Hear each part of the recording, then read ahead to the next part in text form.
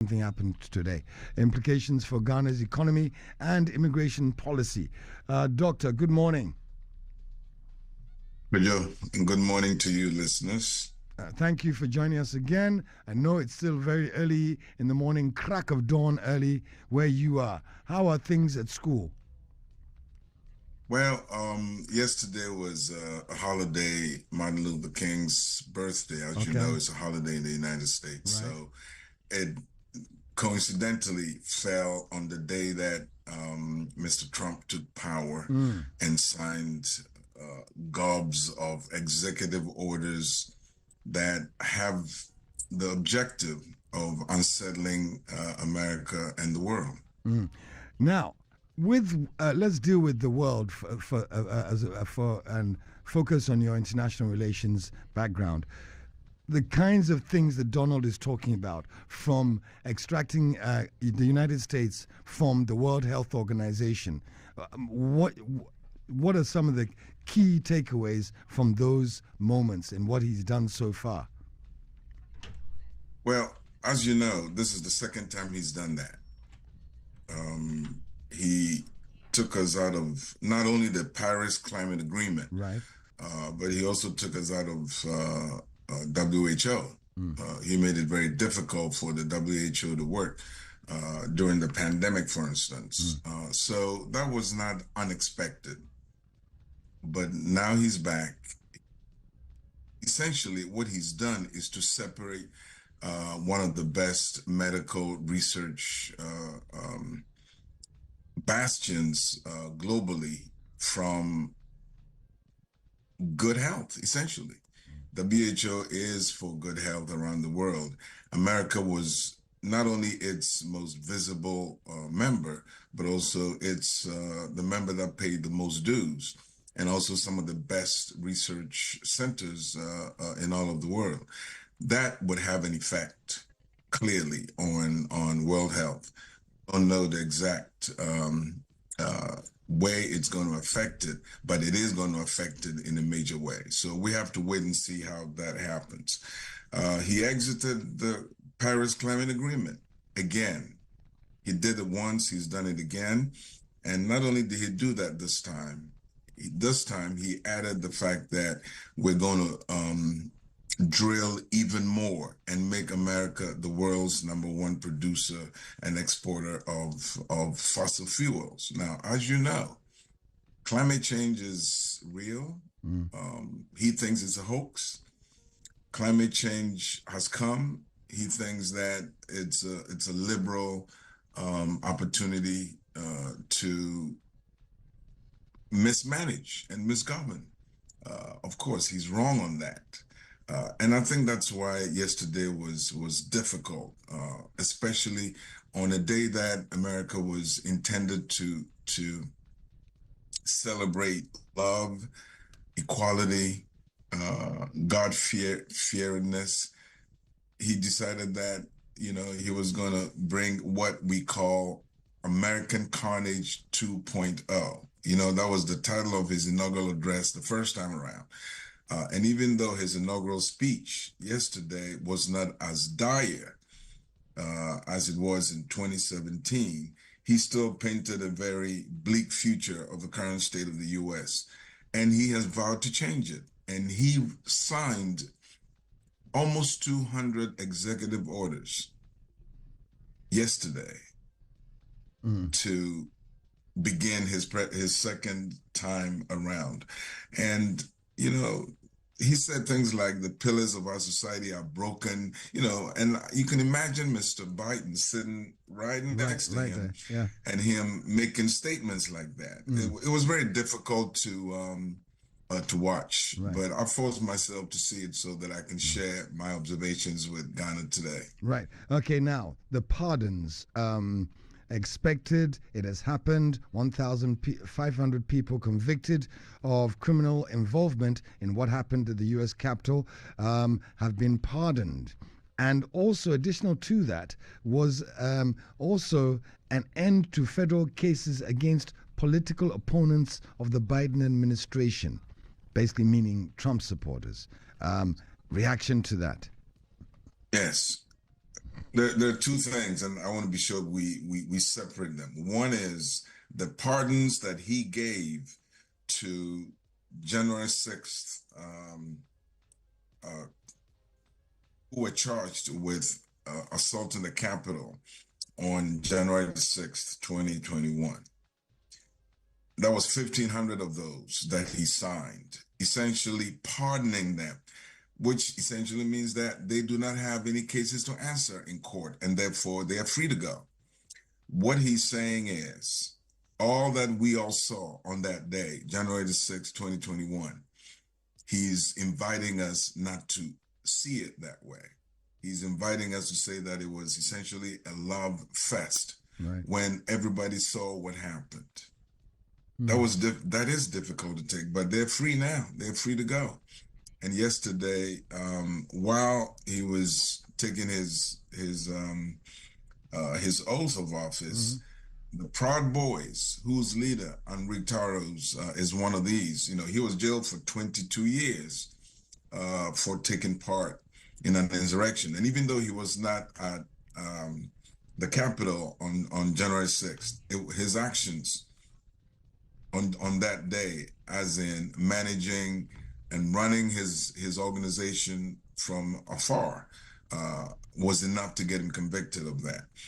It was very difficult, and it gives off the idea that, you know, if you do anything illegal in the name of Donald Trump, you can go scot-free. That is one interpretation of what happened yesterday. Right. And as I said, when that happens in the bastion of civil society, the United States, it's worrisome. It leads to uncertainty, and it is this uncertainty that the world is facing with Mr. Trump back as the president of the United States of America. Right. Now, before we get into impact on Ghana, which we'll go into a bit more detail shortly, there were some petty ones as well, weren't there? Renaming the Gulf of Mexico, making it the Gulf of America, you know, and changing the name of a mountain back to Mount McKinley and things like that. All these kinds of things. Mount Denali becomes Mount McKinley. Things like that. They're petty in one way, but also at the same time too, they smack of a certain type of an engagement that Donald Trump wants to have with his country. Yes, Donald Trump is at his core a transactional person. You want something, you give me this, I'll give you what you want. Essentially, what he has done is to try to foist that on America.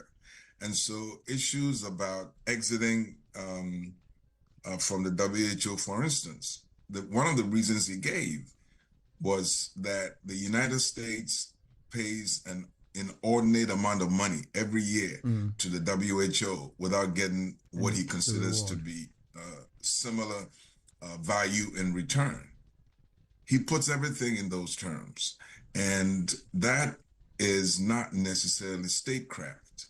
It may be the way of a business person, but governing is not being in business. Right.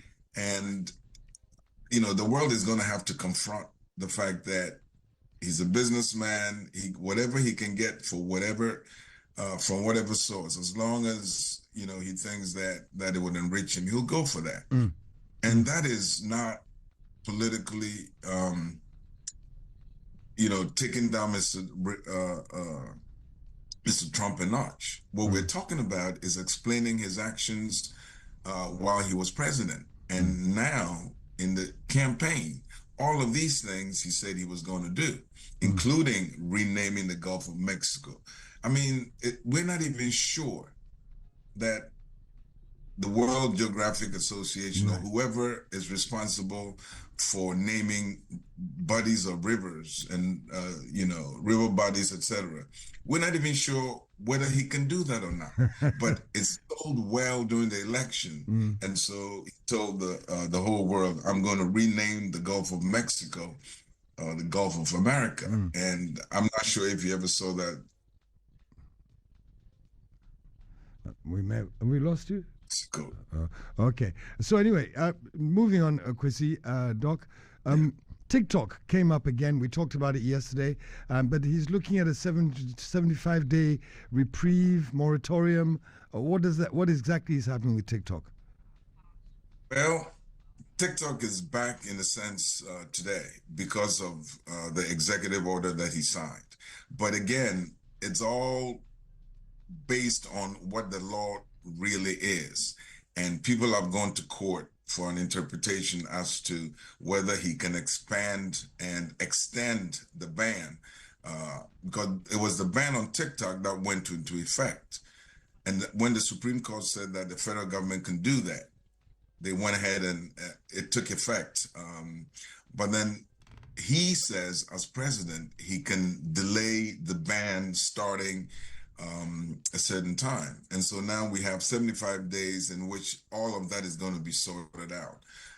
Again, you know, he was for banning TikTok. Don't let's forget. He was for banning TikTok in the first time around. His original this time around, who knows why he made his choice, that he was going to extend it. I think he also loves to be loved, and he thinks that TikTok, being perhaps one of the most popular social network organization, is going to love him for saving it after America bans it from its borders. Right. Now, with immigration, he's rolled back Biden's thoughts on what should be immigration orders, and we have now reverted to what was his first term method, which is basically everybody who's illegal in the country is a priority for deportation. Now, from what you're hearing, what you're seeing, etc., and feeling, are we at that place now where that is going to be a go, that people will be rousted from their homes, that they'll be rousted from their workplaces and put on planes? It is difficult to see how the mass deportation is going to be implemented. We can say for sure today, in spite of everything, that it's not just going to happen tomorrow or the next day. He has signed the executive order. Now, a whole lot of people are already in court challenging that executive order. Can he do that? You know, part of the 14th Amendment, which is a revolutionary amendment at the time that it was passed in 1867, I believe it was that it grants citizenship to people who were born here, number one. Number two, it grants due process, meaning if somebody thinks that you've gone against the law, they have to bring you up on charges, and you have to give people the opportunity to defend themselves. In America and in many places, those actions alone can last forever. You go to court, there's a reason, it's adjourned, this happens, that happens. So it's not going to be easy for everything that he signed to immediately take effect. And I know a lot of lawyers, I consulted with a couple of them yesterday, and they said that, no, it's not going to be that simple. Don't worry. You have rights, and those rights are going to be respected by the federal government, in spite of the executive order that he signed yesterday. Right. Now let's focus a little bit on birthright citizenship, which affects a lot of Ghanaians, or at least their children as well. Where is that? And is that going to get, is that constitutional for a start? And will it get any support, really, that somebody born in the United States of America is, by definition, no longer just a simple citizen, but it's all about whether his parents were legal or illegal? No, there's, when it comes to the law, and I'm not exactly a lawyer, but I do know that 14th Amendment grants citizenship. You were born within the borders of these United States, automatically it grants citizenship to you. It's a bedrock belief of the American judicial system that you cannot take that away from anybody else. Okay? So for those of us who are worried about what's going to happen, we do know that thankfully the judicial system affords the opportunity to go to court to make your case or to answer any charges. It's legally impossible for the president, as only one part of the federal government, to say that a part of the Constitution is wrong. Only the Supreme Court can decide whether a rule or a policy or anything is virus beyond the bounds of the Constitution. It's only the judiciary led by the Supreme Court that can decide that. So, and they don't just sit on it. It goes through the process. So this can take years. Right. And it's from that perspective that we can say, well, it looks bad, but it's not quite as bad. Right. And so Yes. Trump has done what he promised his voters. He has promised to do all of this, knowing full well that the challenge. He was going to be a dictator, and everything he did yesterday points into that direction. Right. It doesn't mean that just because he signed it, it takes effect. Right. What will happen to things like the DEI program, which again, Trump has now made a categoric statement. There are only two genders in America. That's male and female. And he's rolling back on all the DEI programs full stop. And he's also asked what the White House to identify any others and end them within the government. What does that mean? Yes. What's the pushback going to be on something like that? Yeah, as you added it there at the end, he's only acting as president affecting the federal government. He cannot affect private businesses. Right. He private universities either, except he can always say that, well, since you get money from the federal government, choice but to follow what the federal government mandates. Okay, so yes, it's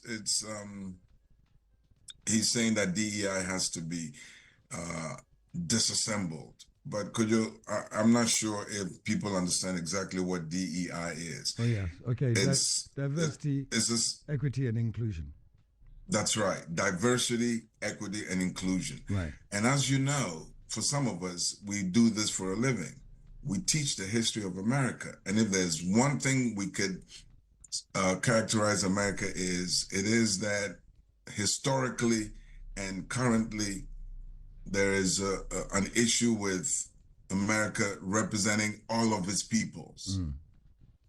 Okay. It used to be that they had something called E pluribus unum, from many one, which was the American dream. From many sources, they come to America, they become one as Americans. But in reality, from many, it has become one of many, which is essentially, prioritizing people of European descent over other peoples. And at the bottom of that hierarchy is Black folks. And so there's always these civil and justice issues that have characterized American society.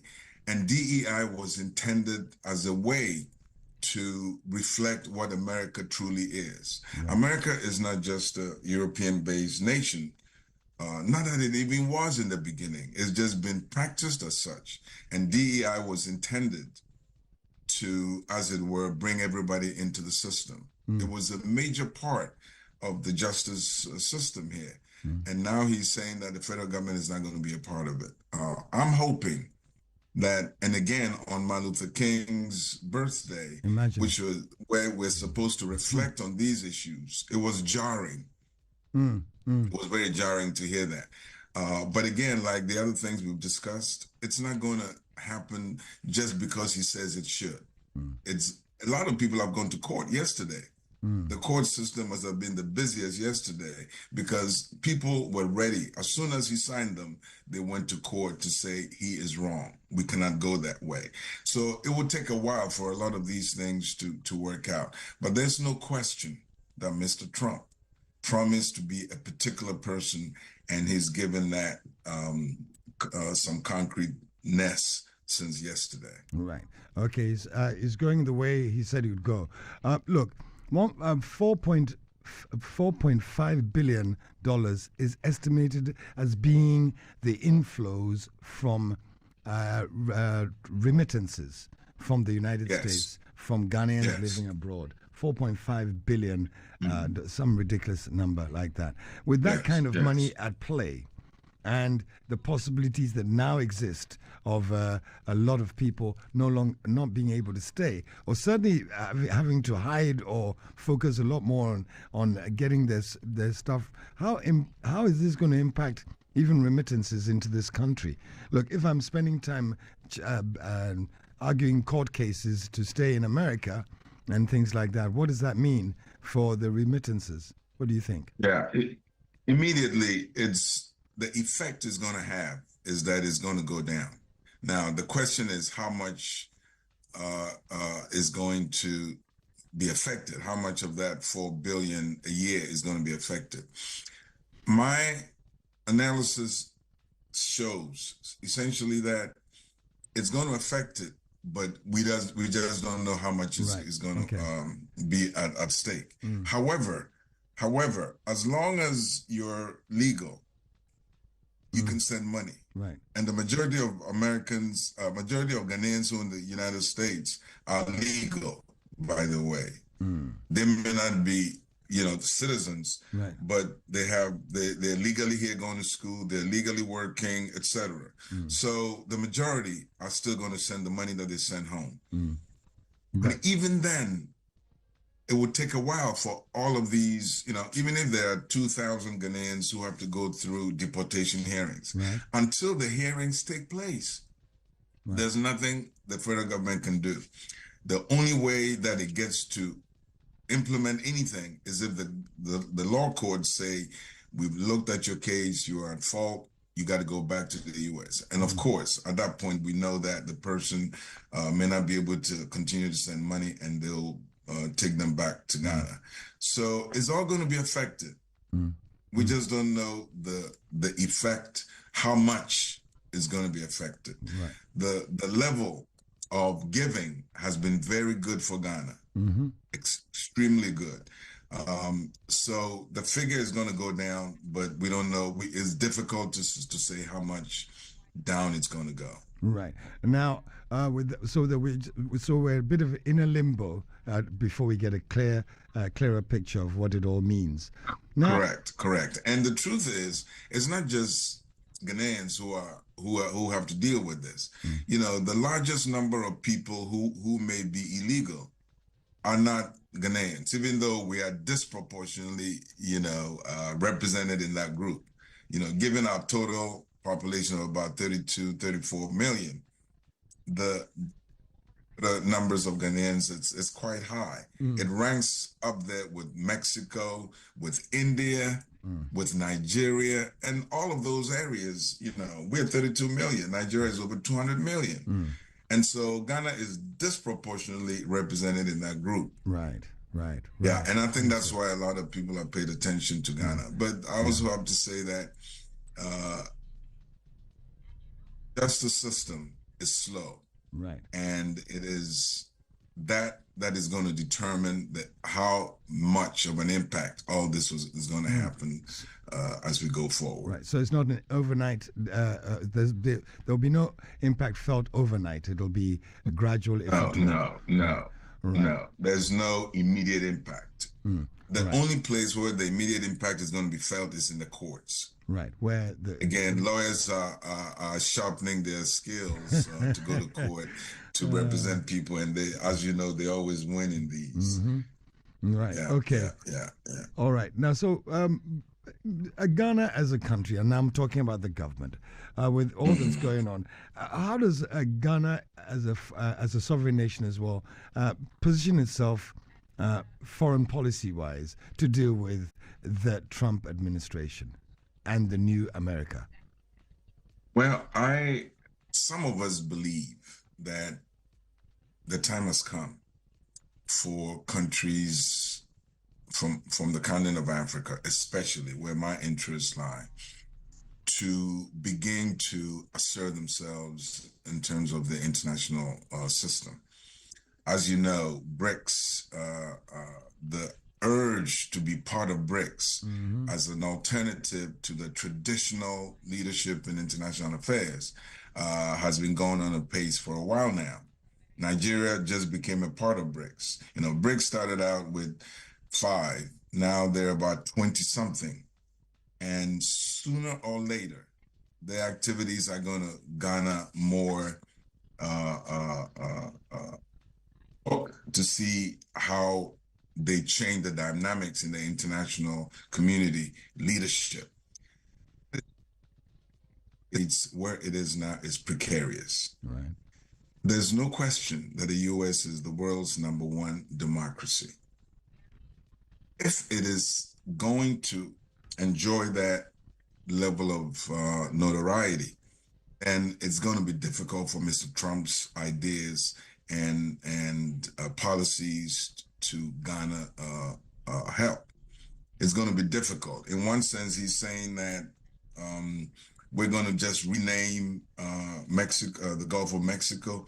We're telling Panama to return the canal. I mean, it's almost trying to buy Greenland. A dictatorship mindset.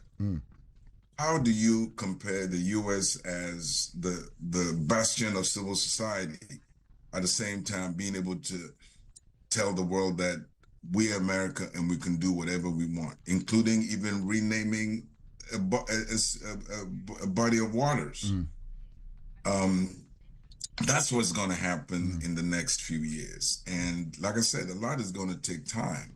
However, we live to see what would happen. Yeah, you know, but President Trump doesn't like foreign aid generally. So obviously, no, he doesn't. As a country like Ghana, that is quite not solely dependent, but has thrived on foreign aid for a number of years. What does this mean? And those are not things that will take a long time. They're easily implementable. That's true, but again, it's, you know, luckily Ghana is not the only nation that has to deal with this. It is almost every nation, but on the other hand, all of them are members of the World Bank. And as we know, being transactional, he's going to say, if we're going to give all this money to the bank, then we want to be able to see X, Y, and Z.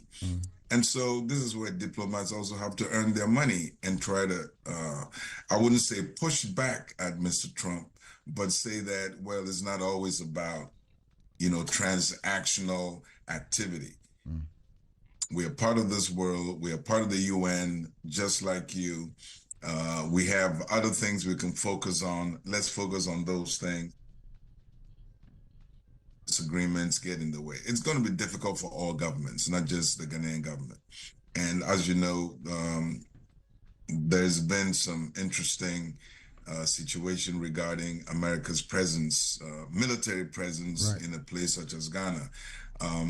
I don't think it's going to change. And that is where the Ghanaian government can stand on its 2 feet and say, hey, you know, when you needed this, we were there to support. And now the time has come. You cannot do this. Diplomacy is going to have to take its place in what's going to happen as we move on. And I'd like to repeat the point that he has signed these executive orders, but it would take a while for all of them